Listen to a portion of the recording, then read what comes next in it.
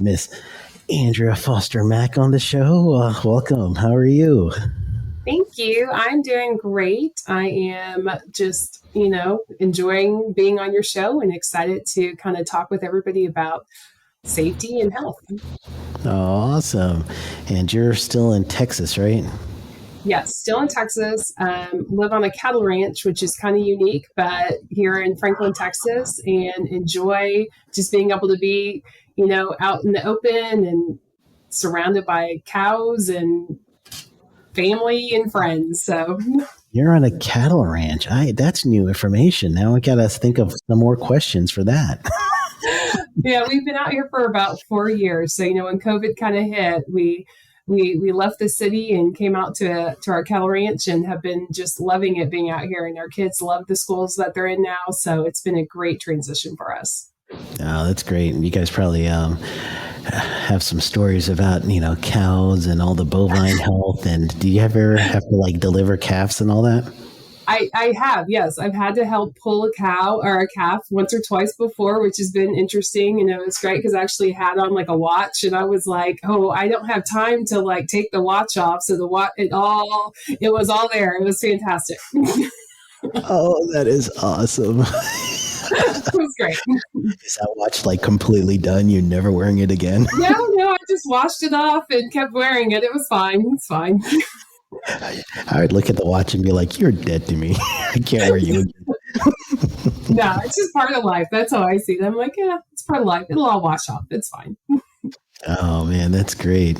That's one of those things that I've just, I see it and I know that it's part of Americana, as and everywhere actually. And, you've got to live the ranching life, but it's just, to me, it's just so cowboyish and, old school. And it's so glamorous in not in the term of, a Hollywood glamour, but I just mean the way that it's been portrayed in movies and everything else. It makes you seem like you're, literally going through a Clint Eastwood movie or spaghetti Western.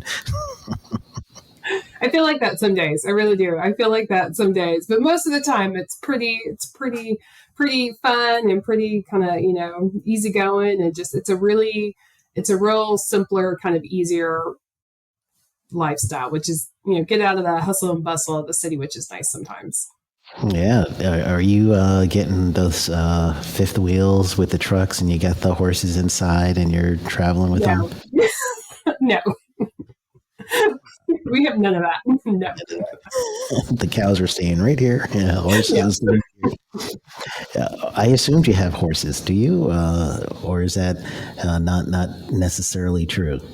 No, we don't. I, kind of as a safety person, I'm just like, no, my daughter would love a horse. And I just, I'm very much, and it's great because, my husband will be out there on the tractor and I cordon it off a huge radius. And I'm like, nope, nobody go within this way. And so I'm very much very safety aware. My kids are incredibly safety aware. And so, when I was with Career Safe, we actually helped start that SAFE program, so Safety in Agriculture for Youth. And so, I had my kids go through it. I made sure that they understand how to be safe around livestock, around animals. Before we even remotely thought about moving out here, I was like, you are doing all of these things, and I'm going to make sure that you know how to be safe while you're out here as well. So, oh, that's awesome. That's our business. You just can't turn it off.